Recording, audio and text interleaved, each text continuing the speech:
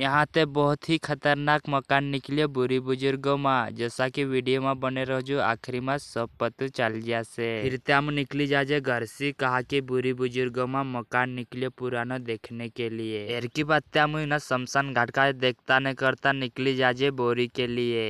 तीसरी ही बार में हम पुग जाजे बोरी न, यहाँ सारी ते बहुत ही खतरनाक पुराना मकान निकली रहलो हिला। फिर ते मैं यहाँ अंदर जाम, ये तो अंदर जाने दरवाजे भी बहुत ही खतरनाक छे। यहाँ ते जुआने प्रिया भी बहुत खतरनाक सेल्फी और वीडियो भी लेतला हेला।